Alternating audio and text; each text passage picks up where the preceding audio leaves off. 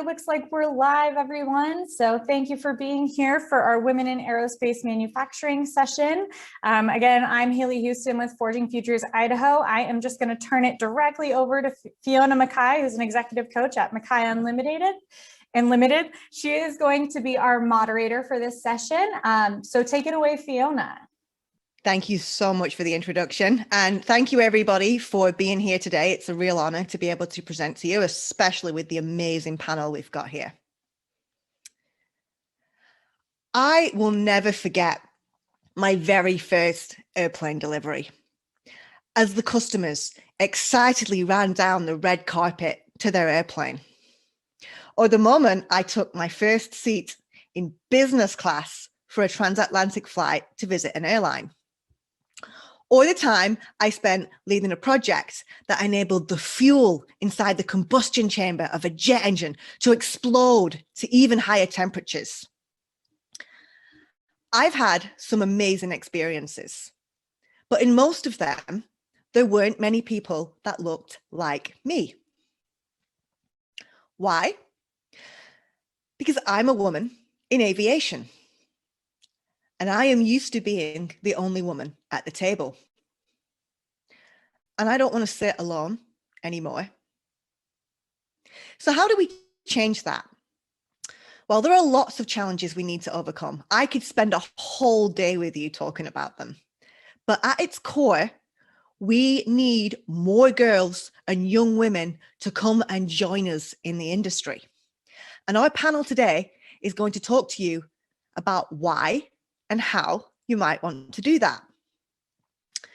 But first, let's talk about numbers. Women account for roughly 1 in 4 jobs in aerospace. And the needle hasn't moved much since the 1990s, before most of you listening were even born. Often, the more technical the role, the lower the numbers.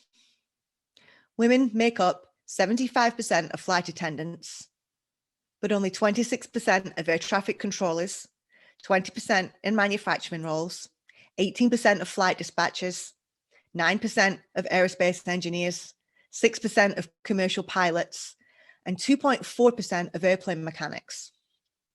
Those are the numbers. I can sit here and give you a list of the reasons that might be, but I prefer to look forwards rather than look back. And it's not all negative. 19% of aerospace and defense CEOs in the US are women, which is well ahead of the industrial average. There's a lot of good being done out there. We just need to accelerate it so that women at all levels are not the only one at the table. What is clear right now is that in 2021, we are at a very important crossroads. There is more attention on diversity issues than ever before. Businesses can't hide from it, and many are taking a proactive stance to drive change.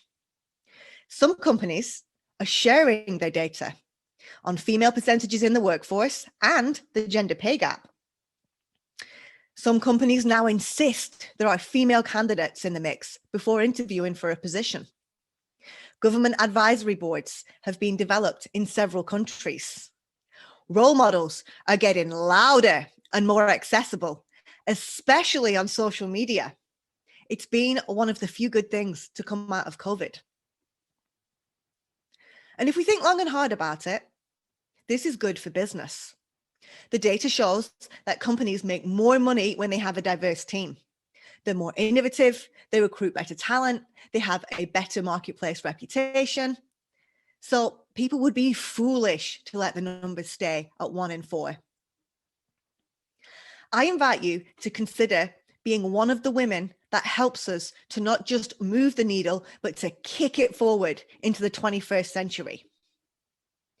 And if you're thinking, nah, not for me, then I would like to challenge a few myths. Number 1, it's not that cool. Nope, not true. Airplanes, military jets, spacecraft, drones, jet engines, flying taxis, they are cool. And this is an industry where you could follow a career path that exposes you to all of them. Myth number 2, I need a degree to work in aerospace. Definitely not true. Some of the best leaders I've worked with started on the manufacturing floor or were out on the runway working on airplanes as a mechanic. There are many paths. You just need to be willing to learn. Myth number 3, I'd only join if I wanted to be a pilot or an engineer. Absolutely not true. There are so many other amazing roles you can do, as you'll see from our diverse panel today. Purchasing, marketing, sales, operations, finance, law, logistics, project management. The list is endless. And most companies encourage you to move into different roles, making you even more valuable. If you're sitting here today and you're even just a little bit intrigued, please let us know. Take some time to learn about the different possibilities open to you. Start following some of the various women's groups on social media: Women in Aviation, Iowa, Women in Aerospace International, Women in Manufacturing, or my personal favorite, Leading Ladies of Aerospace. And if the idea of doing these things makes you feel uncomfortable, good. When we do things that make us feel uncomfortable, we grow. I invite you to join us in challenging the status quo. I invite you to be brave and bold, to bring about big change. Have the courage to apply for the jobs that you thought were just for boys. Have the courage to go down the non-academic route if you think that's what is right for you. Have the courage to be part of the movement of girls and women that will help us shape the future of aerospace. Come join the countless number of women that have fought for their place at the table until we reach a point that it's not even big news that we're there anymore. And if you're not intrigued or excited yet, I assure you that by the time you've heard from our amazing panelists today, Kate McKay, Lorraine Diaz, and Forum Brown, you absolutely will want to join the industry after hearing from them. They come from a very diverse range of backgrounds and bring some amazing insight. And I don't want to steal their thunder. I want them to introduce themselves and tell you their stories. Which leads me to my first question, and we will start with Kate. In 2 minutes or less, tell me about your journey in aerospace. What led you to join, and what has your career path looked like? All right. Well, thank you, Fiona. So I'm Katie McKay, and we have a family-owned business, and we make the pieces that go into aerospace. You'll see a lot of the parts behind me.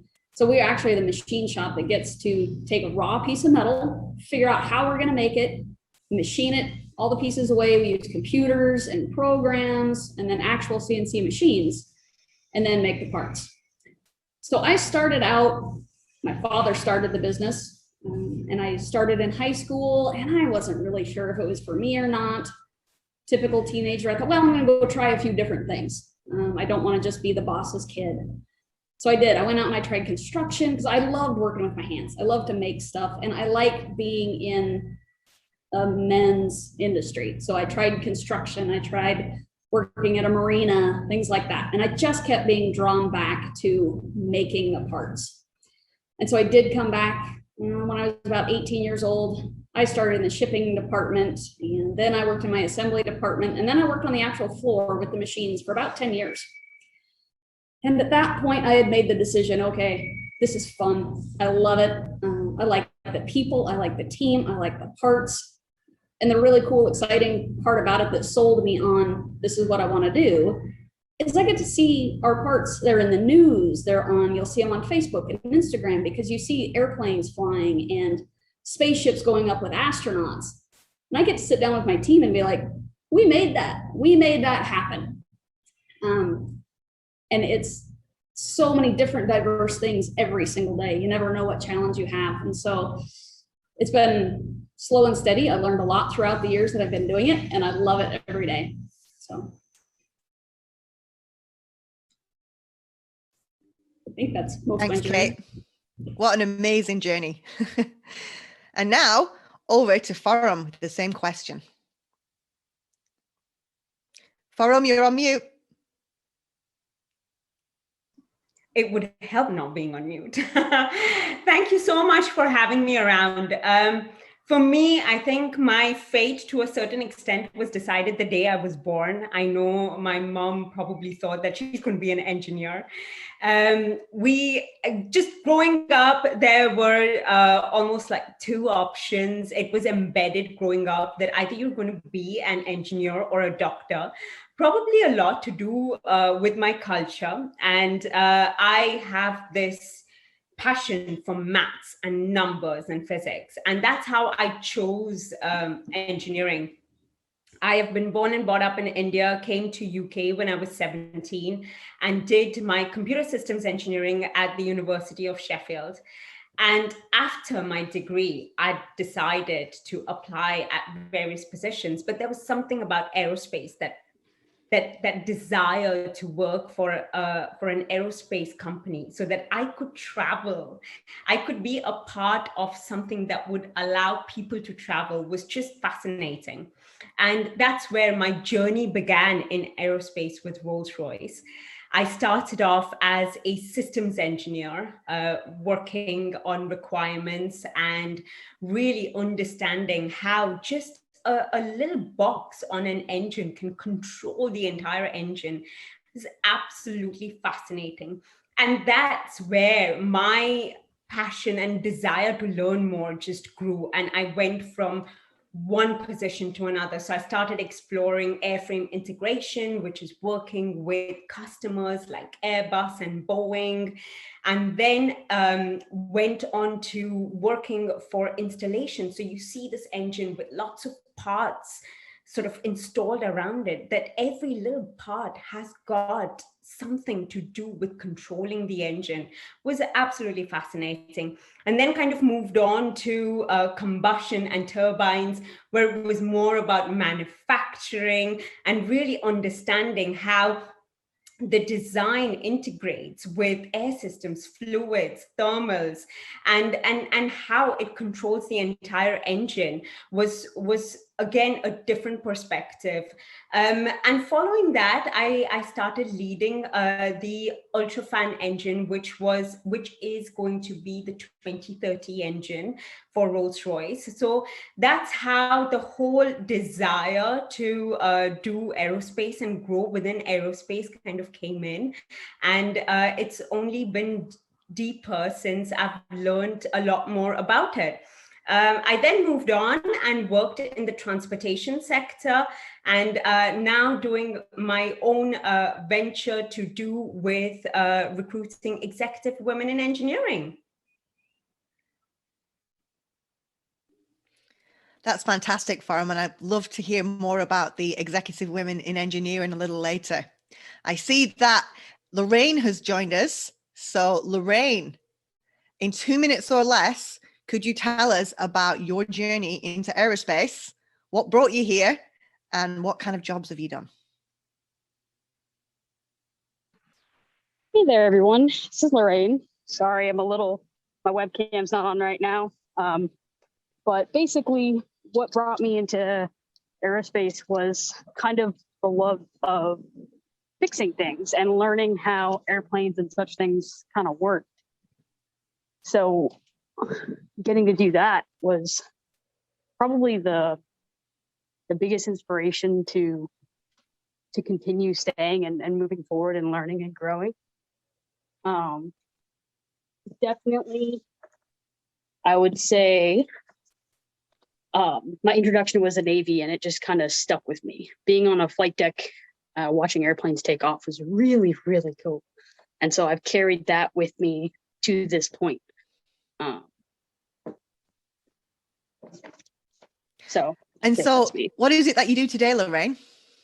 I'm actually a lead A&P mechanic at MAG Aerospace out of Titusville, Florida.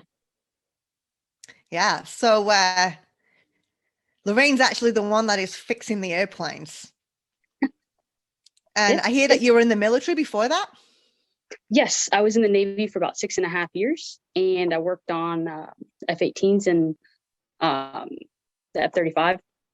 I was part of the testing and integration squadron to basically help certify the airplane to release and have more squadrons for the Navy to keep that aircraft, introduce it, and then start using it overseas. Excellent, excellent. And I heard that you took a detour at one point. I did, yes. So I kind of left aviation because I was tired of it. Aviation, aerospace, I was tired of it. And I kind of came back around. I realized I was really, really in love with the work that I do, and I miss doing it. So I kind of came back to it and got my A&P cert in 2019, and I've been back ever since. Wonderful, wonderful. So I think we've heard it a little bit in people's introductions, but I want to know, what is the thing that you most love about working in aerospace? Oh, And I'll put the question to Forum first.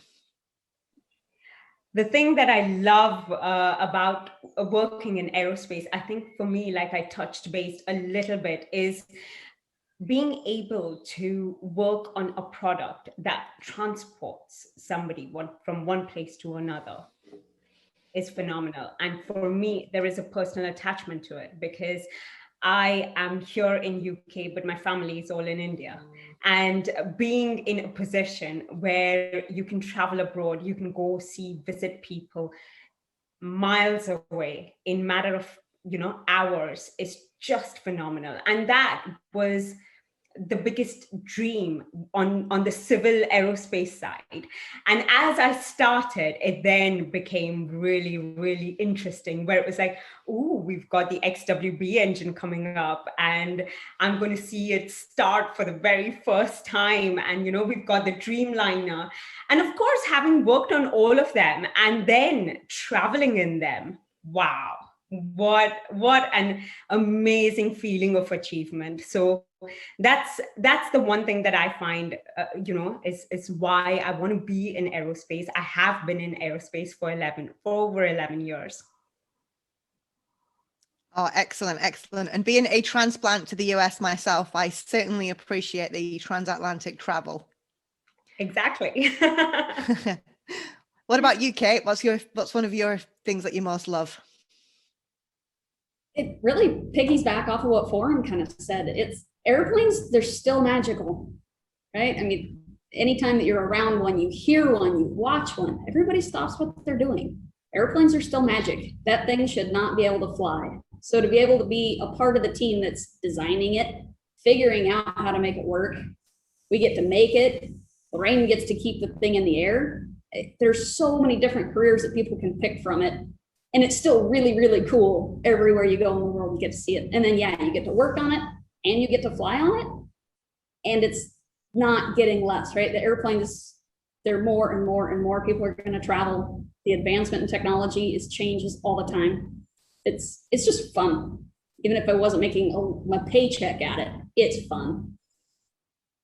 I totally agree. My primary career right now is as an executive coach and a trainer, but pretty much all my clients end up being in aerospace, and some of them ask me to come back and work on projects for them. And I'm working for commercial aircraft interiors right now, and they send me to MRO Americas the other week. And just like, people are kind of addicted to aerospace because it's just so exciting, and you feel that wherever you go, and you try and escape, but you always get drawn back in again. So I really hear you.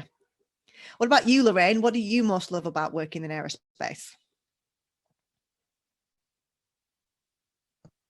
I would definitely say, like, probably because of my roots back in the Navy, just watching like the sheer freedom of something man-made just take off and go to its destination. I think everyone said it definitely right. I started with engines in the Navy, and that's probably my biggest love, is just watching freedom like streak across the sky. So, like, can't beat it.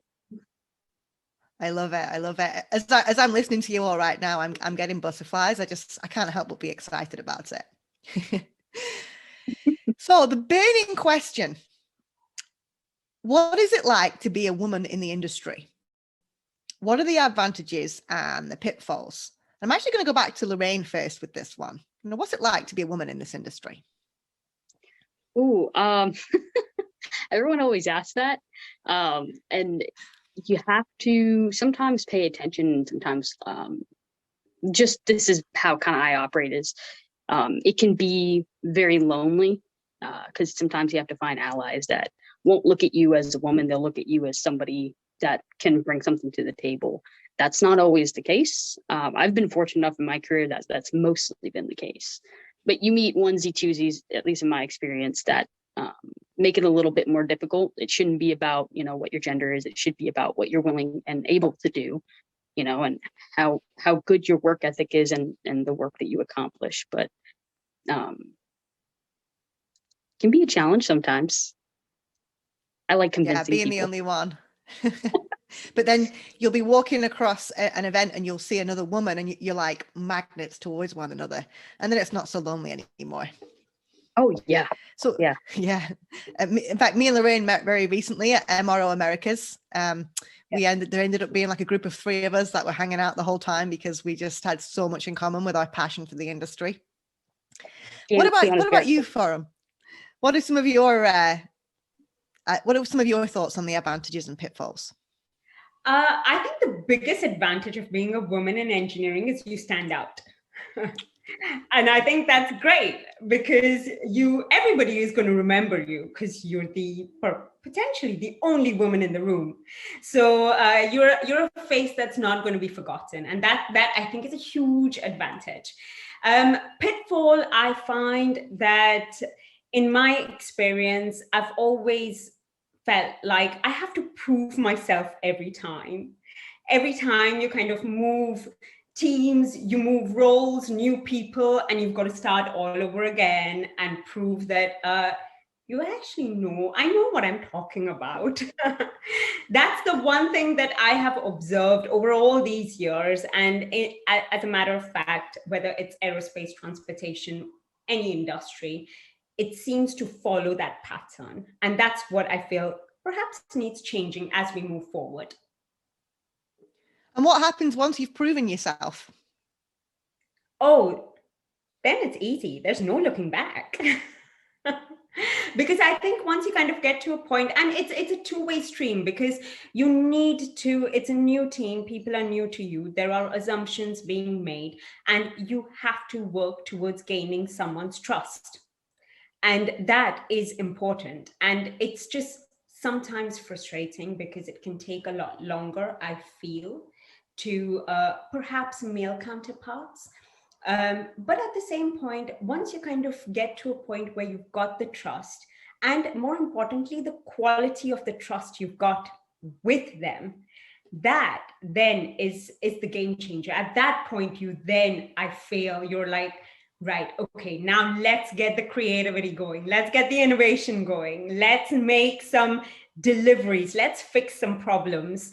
So that's the bit that I feel, slowly we'll get there.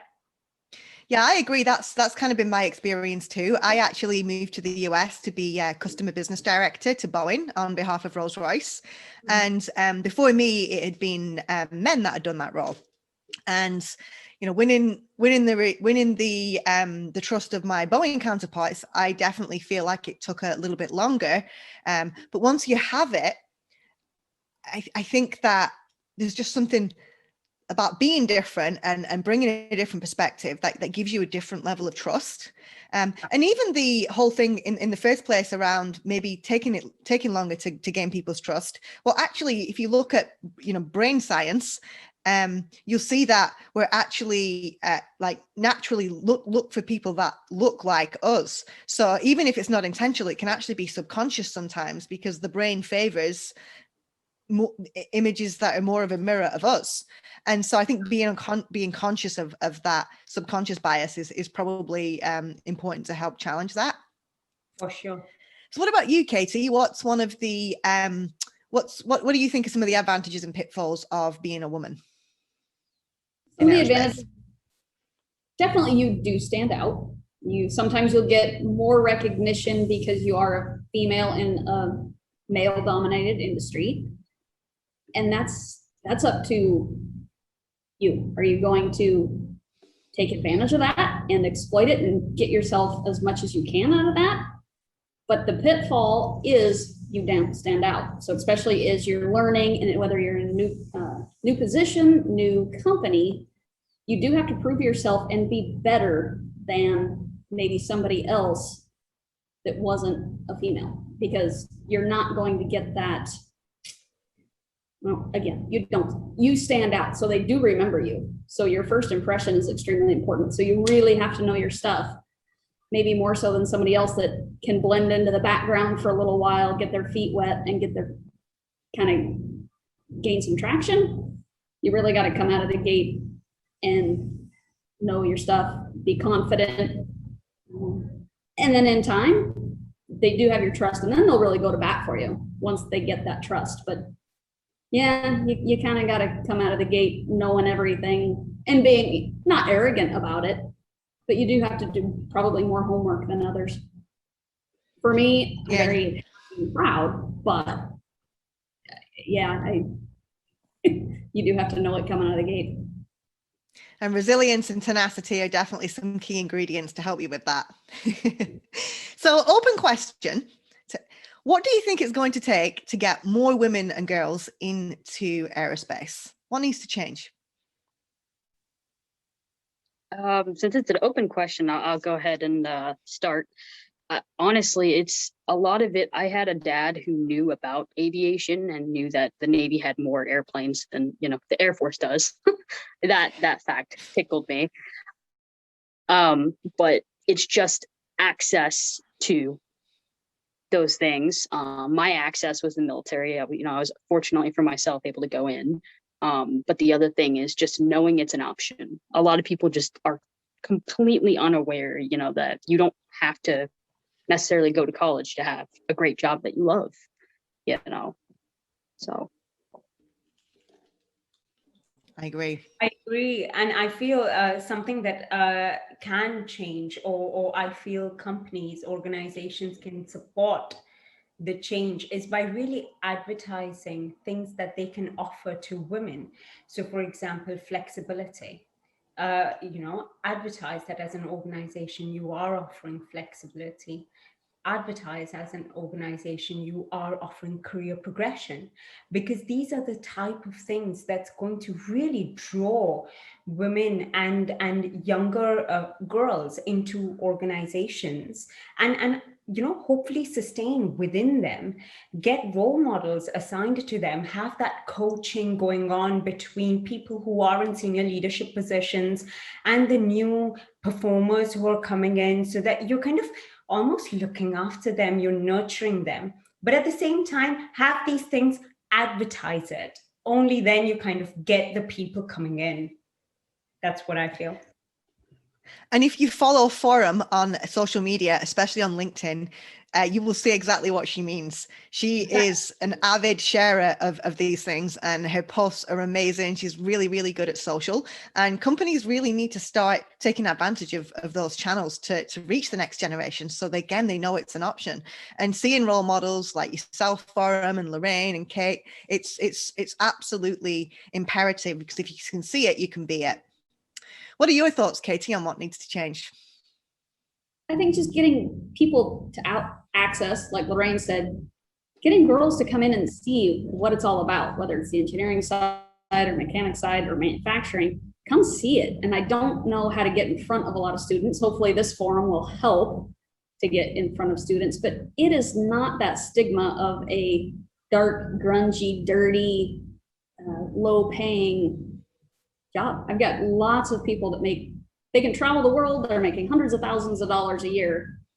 They don't have a 4-year education. They're just driven, phenomenal work ethic, and they grasp at learning, growing, self-learning. So you don't have to do that. If you are not driven to go to a 4-year college, you don't have to. And if you're a female, you will do very, very well if this is what your passion is. But get out there and see a few places. If you're, call any, in my case, a machine shop in whatever town you're living in, they will be happy to give you a tour. Go see it. It's not what you think it is. And I'd just like to add what Katie is saying. You know, look at the small companies as well as the big companies. I worked for Rolls-Royce and Parker Aerospace. Those are very big companies. But more recently, I've been doing work with smaller companies. And there's much more of a family feel there. You get to have your finger in many more pies, get to do lots of different things. So the cultures can be very different. And probably that's one of my biggest regrets in my earlier career, is that I didn't stop and look at these small companies. I wanted to work for the big ones because it made my ego feel good. But I actually think I might have been happier at some of these smaller companies. So really go and take a look at that. Definitely. So final question before we go to Q&A, because I'm getting a note here from the moderators and I don't want to get in trouble. What qualities do the three of you look for when hiring new employees? So I'll go with that one. For me, I think when I'm hiring someone, I want to see that there is potential. You don't have to know everything about the job, but have that willing to learn, have the willing to grow. I think that's key for me. How quickly can you absorb? How much are you learning and how much are you changing? And the other thing is boldness and courage. You know, if you don't agree with something, then say you don't. And that's something that I definitely look out for.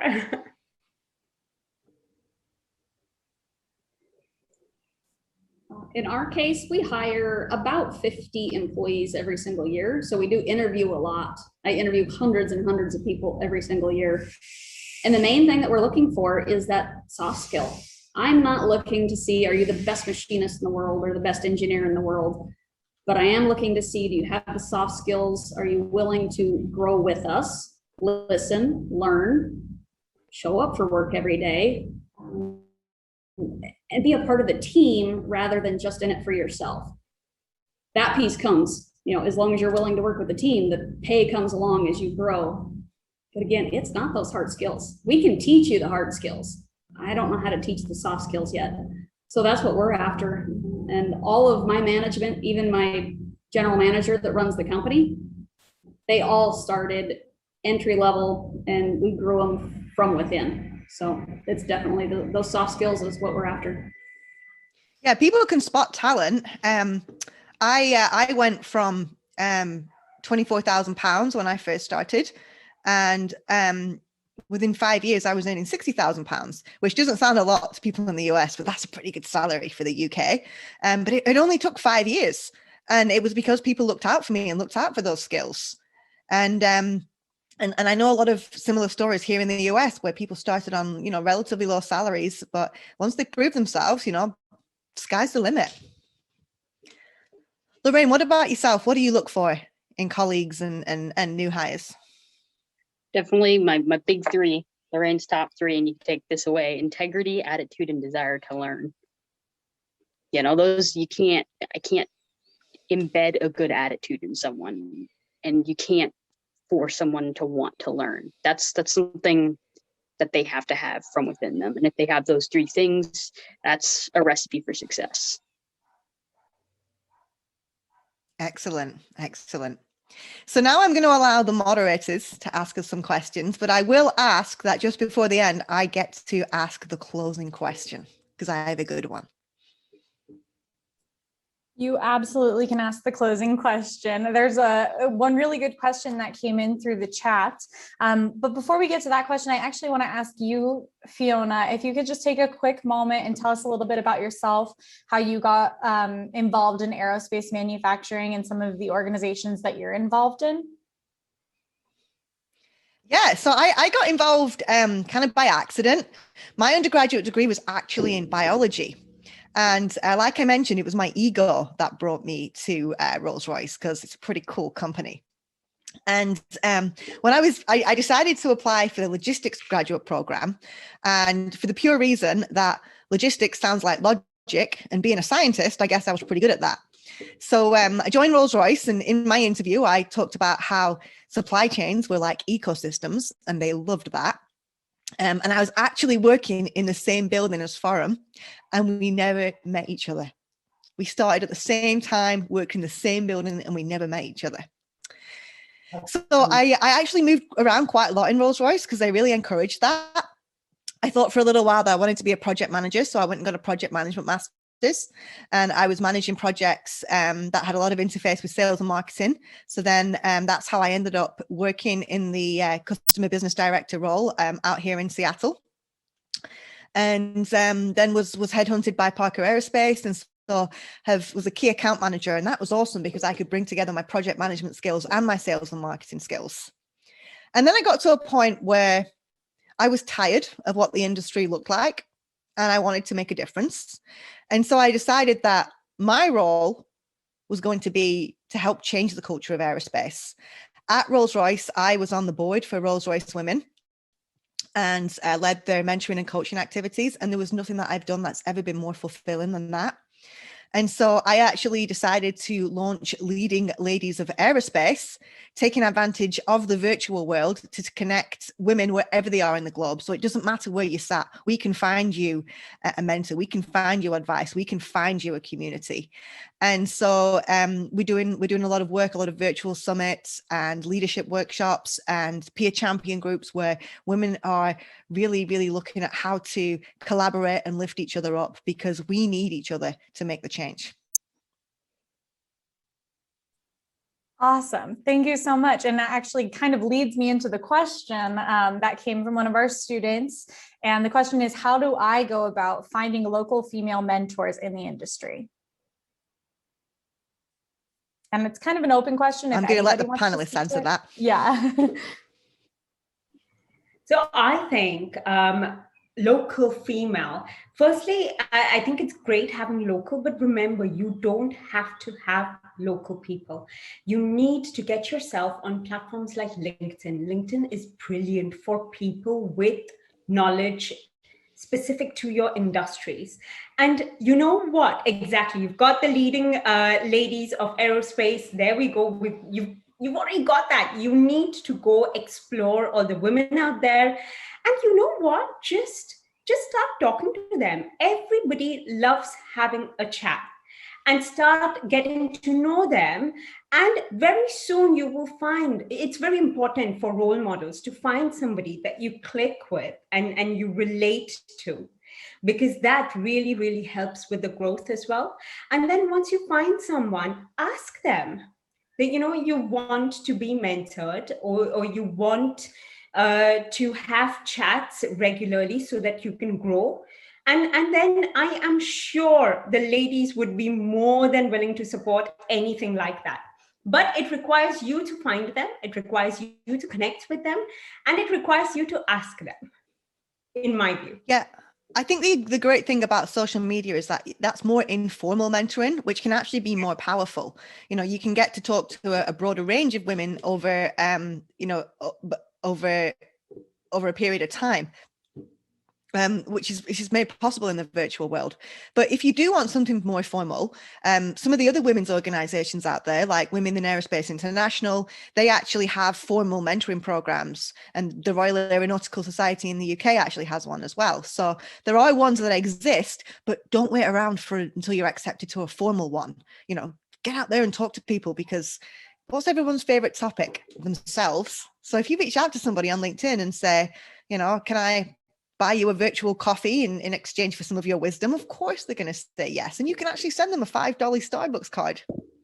They probably won't accept it, but they'll still talk to you.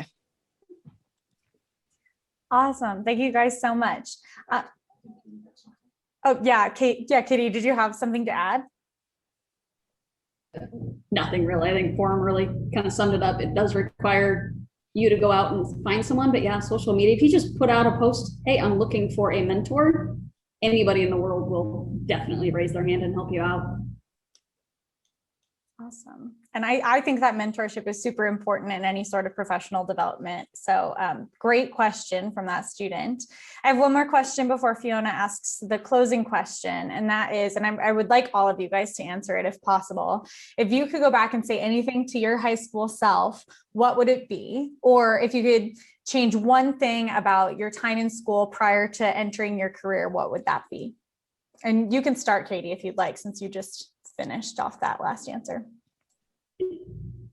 If I could go back to myself in high school, have way more confidence. I was very timid, shy, quiet. And it probably wasn't until I was 30 before I really came out of my shell. And I feel like I really missed out for a long time. I do have the have the confidence in your abilities and your brains and your mechanical abilities or whatever it is that you've got. Just own it and be proud of it. And I hid mine for a long time. Thanks so much, Forum. Do you want to answer that next? Yeah, for me, it would be just don't doubt yourself. I think that's something that, going back, I wish I wasn't doubting everything I was doing, which in turn made me kind of just, it reserved what I was doing. So it just took longer and needed more time and effort to do it. Eventually I did it. Yeah, that's what I would tell my younger self. Don't doubt yourself. Do what you want to do. Awesome. Lorraine, what would you say? I mean, it's hard to compete because I got to follow up with Param and Katie. Definitely keep experimenting with different things. I wouldn't have found that I liked aviation if I never gave it a try. You never know until you give it a try. And then at that point, you could say, I don't like that, or I really like that. Absolutely. And then Fiona, I'll pose that question to you. And then if you want to ask your final question. Well, I'm going to be cheeky and I'm going to take two. First of all, I'm going to build on what Lorraine said. Don't worry. Don't think that you're going to have a linear path. Go try different things. I didn't figure out what I wanted to be when I grew up until I was 35. So that's okay. And having that breadth of skills can only help you. And number two is when they tell you you can't do something, go prove them wrong. Use it to fuel you rather than fool you. Someone says you can't do it. That's their opinion, whatever. You don't have to listen to it. So the final question is kind of similar, but it means you all get an extra piece of advice. What is the one piece of advice you would give to somebody pursuing an aerospace career? One piece of advice.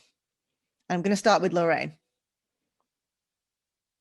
Ooh, I get to open. Don't stop knocking at the door. Like, they're going to get so tired of you knocking at that door that the person behind it's going to just get tired of hearing it and open it. And sometimes it's a month, sometimes it's 5 years, sometimes it's 10 years. Honestly, I don't ideally see that happening, but don't stop knocking at doors ever. Great advice. I'll go. I think for me, it would be yourself. Don't try and blend in. Because I think a lot of the times, initially, we are probably conscious, self-aware, and I have done it myself, where you act, you behave trying to blend in, but no, be who you are and just go at it with full force.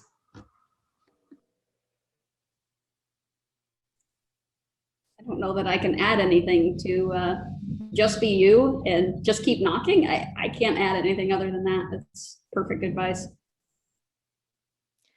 So be authentic, don't stop knocking, and do not underestimate how magic this industry is. Might not be on everyone's list, like perhaps some of the tech companies are, but there is nothing like watching an airplane be delivered or a jet engine getting fixed or robots manufacturing stuff. It is so exciting. So if you haven't considered it yet, go find out about it because it is magical.